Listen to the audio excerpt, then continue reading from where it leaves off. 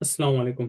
आज 29 अक्टूबर 2024 है। आज की हमारी प्रेजेंटेशन बेसिकली इंटरलूप के हवाले से है। इस पर मैं काफ़ी सारी मार्केट में देख रहा हूँ, उसके बारे में न्यूज़ है और ये इंडिकेशंस हैं एनालिस्ट, यूट्यूब एनालिस्ट के पास से कि इसको सेल ऑफ किया जाए। इसकी परफॉर्मेंस बहुत पुअर है इसकी परफॉर्मेंस। तो इंशाल्लाह इसको कवर करूँगा आज मैं।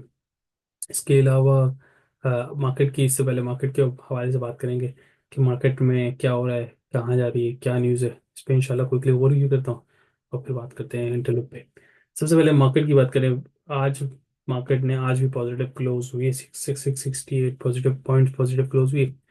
आज डे के स्टार्ट में हम देखा था एक थोड़े देर के लिए, थोड़े मिनट के लिए एक सेल ऑफ नजर आया, अच्छा खासा सेल ऑफ है। लेकिन एट द सेम टाइम अच्छी बात ये, जब सेल ऑफ नजर आया at the same time buying buying भी नजर आई हमें।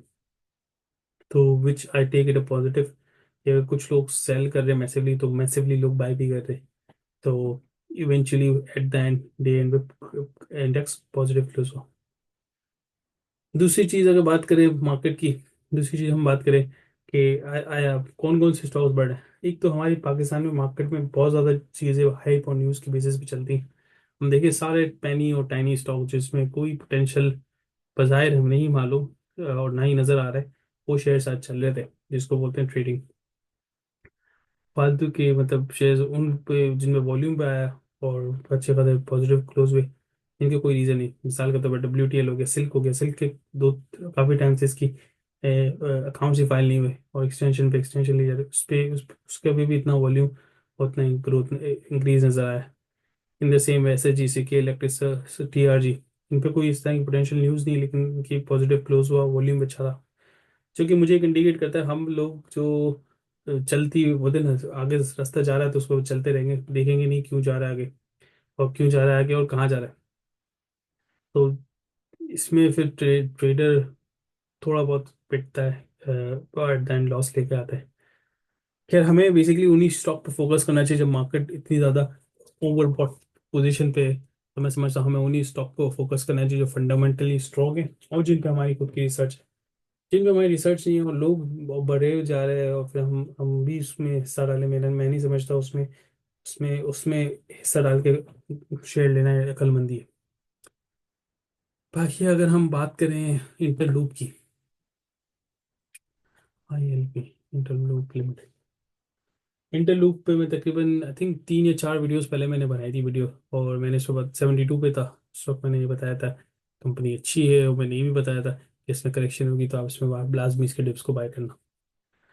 कल इसके रिजल्ट अनाउंस हुआ, रिजल्ट को देखते हैं रिजल्ट इसने क्या अनाउंस किया। रिजल्ट में नील कैश डिविडेंड, नील बोनस, नील राइट और नील इंटर एनीथिंग, मतलब कुछ भी नहीं दिया। ठीक है, अब देखें फाइनेंशियल रिजल्ट्स क्या है।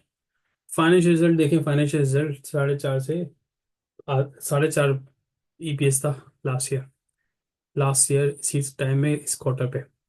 और कहने का मकसद ये, लास्ट ईयर 3 महीने का जो इस क्वार्टर ये क्वार्टर था उस पर 4.5 था, इस बार 0.16 है। पूरे साल का लगाएं तकरीबन ₹1 से भी कम EPS होगा। अच्छा, EPS में क्यों गिरावट आ गई एक ये बात है। और इस रिजल्ट्स की बात मैंने देखा कि काफ़ी सारा सेल ऑफ हुआ और ये कल 62 पे आ गया था आई थिंक कल के दिन। तो इसको देखते हैं क्यों रहा। सबसे पहली बात, तो पहले तो सबसे पहले मैं याद दिलाऊं, इंटरलूप कंपनी करती क्या है। बेसिकली एक्सपोर्ट ओरिएंटेड कंपनी है, अपना माल बेचती है। उसके कस्टमर्स काफ़ी सारी बड़ी बड़ी कंपनियां हैं इंटरनेशनली। तो मैं समझता हूँ कि ये पॉजिटिव इंडिकेटर है क्योंकि इसकी मार्केट डिफरेंट है, इंटरनेशनल मार्केट है एक चीज़। दूसरी चीज़ ये कि जब ये एक्सपोर्ट रिलेटेड काम करिए तो डॉलर्स में इसका इन्फ्लो है, तो करेंसी से की रिस्क से हैज है, मतलब करेंसी रिस्क से कोई फर्क नहीं पड़ेगा उसको।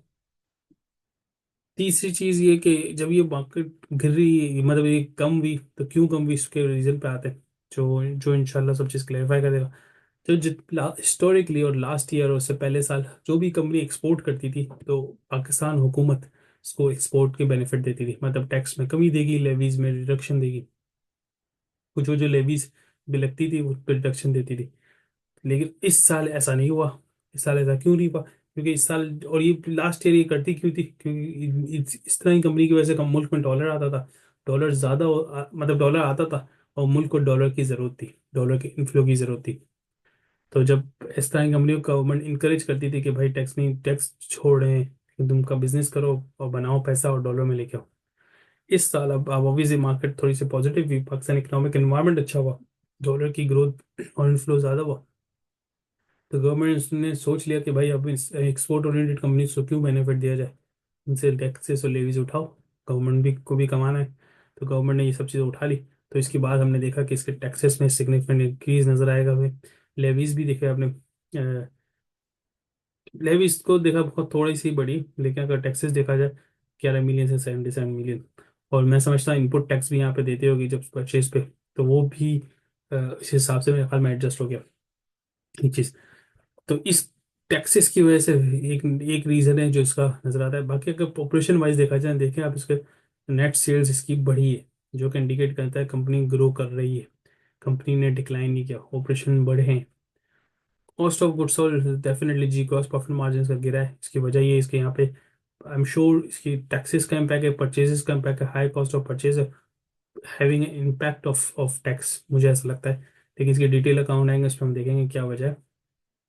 फिलहाल इस अकाउंट्स को देख के मुझे क्लियरली ये मैसेज नज़र आता है कि कंपनी के आई मीन टैक्सेस के अलावा कोई और रीज़न नहीं है।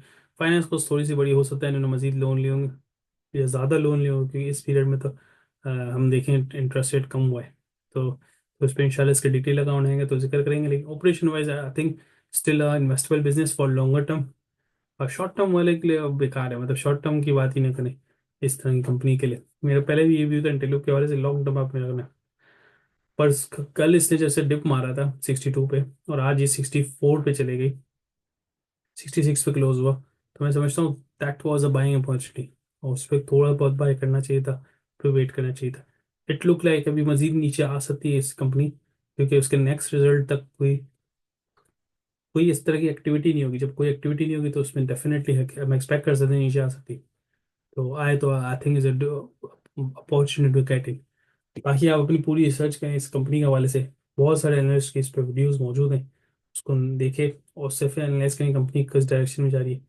और बाकी टेक्सटाइल कंपनीज और जो भी खासकर बाहर इंपोर्ट एक्सपोर्ट एक्सपोर्ट करती है ना, वो उनके लिए दिसंबर वाला मंथ काफ़ी एक सिक्लिकल और मतलब एक अच्छा समझा जाता है। क्यों? क्योंकि इस दौरान ये समर ये विंटर के कपड़े प्लस क्रिसमस रिलेटेड और ब्रेक्स रखती हैं, उसकी उसके काफ़ी ज़्यादा कपड़े बनाती है और एक्सपोर्ट करती है।